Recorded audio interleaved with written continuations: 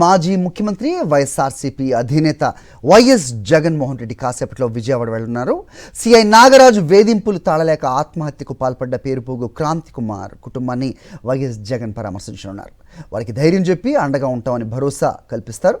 అలాగే క్రాంతి కుమార్కు ఆత్మహత్యకు దారితీసిన పరిస్థితులపై కుటుంబ సభ్యులను అడిగి వివరాలు తెలుసుకుంటారు.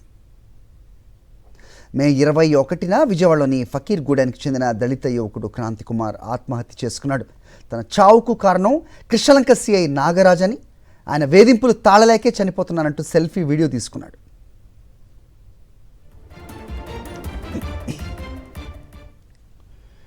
రైట్, ఇదే అంశంపై అప్డేట్స్ మా కరెస్పాండెంట్ అశోక్ నడి తెలుసుకుందాం. అశోక్, చెప్పండి, వాళ్ళ మాజీ ముఖ్యమంత్రి వైఎస్ఆర్సీపీ అధినేత దళితుడు క్రాంతి కుమార్ ఆత్మహత్య చేసుకున్న అనంతరం ఆయన కుటుంబ సభ్యులను పరామర్శించడానికి వస్తున్నారని అప్డేట్ చూస్తున్నాం. ఏంటి మీ దగ్గర ఇన్పుట్స్? మరికొద్దిసేపట్లోనే వైఎస్ జగన్మోహన్ రెడ్డి విజయవాడలోని ఏదైతే పేరుపోగు క్రాంతి కుమార్ ఉన్నారో ఆయన ఇంటికి రానున్నారు. ఏదైతే మే 21వ తేదీన క్రాంతి కుమార్ ఆత్మహత్య చేసుకున్నారో, ఆత్మహత్య చేసుకున్న సమయంలో ఒక సెల్ఫీ వీడియోను కూడా తీశారు. తన చావుకి కృష్ణలంక సిఐ నాగరాజే కారణం అంటూ కూడా ఆయన చెప్పిన పరిస్థితి. వాస్తవానికి ఏదైతే అతను ఆత్మహత్య చేసుకున్న రోజున అతని కోసం కృష్ణలంక నుంచి పోలీసులు వచ్చారు. సిఐ గారు మిమ్మల్ని రమ్మంటున్నారంటూ కూడా చెప్పడంతో ఆయన తీవ్ర భయాందోళనకు గురైన పరిస్థితి. ఎందుకంటే రౌడీ షీట్ ఉందనే ఒకే కారణంతో క్రాంతి కుమార్ను తరచూ కృష్ణలంక పోలీస్ స్టేషన్కు తీసుకువెళ్ళి తీవ్రమైన చిత్రహింసలకు గురి చేస్తున్నారని అతను తన సెల్ఫీ వీడియోలో కూడా చెప్పిన పరిస్థితి కనిపిస్తుంది. అయితే ఆ సెల్ఫీ వీడియోని ఆలస్యంగా కుటుంబ సభ్యులు గమనించారు. గమనించిన తర్వాత ఖచ్చితంగా దీని మీద చర్యలు తీసుకోవాలి, తన కుమారుడి చావుకు ఎవరైతే కారణం ఉన్నారో వారిపై చర్యలు తీసుకోవాలంటూ కూడా క్రాంతి కుమార్ తండ్రి వెంకటేశ్వరరావు సిపిని ఆశ్రయించారు. 2 మార్లు సిపికి ఫిర్యాదు చేశారు. కానీ పోలీస్ శాఖ నుంచి కావచ్చు, ఇటు ప్రభుత్వం నుంచి కనీస స్పందన రాకపోవడంతో వారు ఏదైతే ఈ క్రాంతి కుమార్ ఇష్యూ ఉందో దీని మీద న్యాయ పోరాటానికి కూడా సిద్ధమైన పరిస్థితి కనిపిస్తోంది. ముఖ్యంగా కృష్ణలంక సిఐ వేధింపులు చాలా దారుణంగా ఉన్నాయని తన వీడియోలో చాలా స్పష్టంగా చెప్పాడు.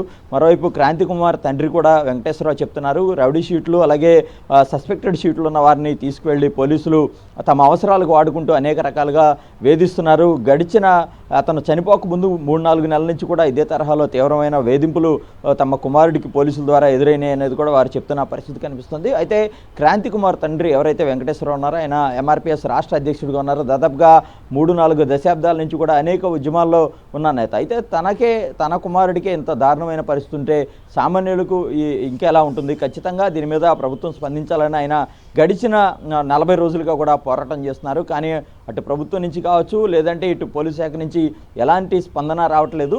ఏదైతే మే 21వ తేదీన క్రాంతి కుమార్ ఆత్మహత్య చేసుకున్నారో ఆ తర్వాత రోజున కృష్ణలంక పోలీసులు అనుమానాస్పద మృతిగా నమోదు చేశారు. కానీ దానికి కొనసాగింపుగా ఏదైతే ఇతనికి సంబంధించిన కేసులు ఏది కూడా దర్యాప్తు ముందుకు సాగన పరిస్థితి కనిపిస్తోంది. దీంతో ఖచ్చితంగా క్రాంతి కుమార్ ఆత్మహత్యకు కారణమైన సిఐ నాగరాజుపై చర్యలు తీసుకోవాలి. ముఖ్యంగా ఎస్సీ అట్రాసిటీ యాక్ట్ నమోదు చేయాలని వారు డిమాండ్ చేస్తున్న పరిస్థితి కూడా కనిపిస్తుంది.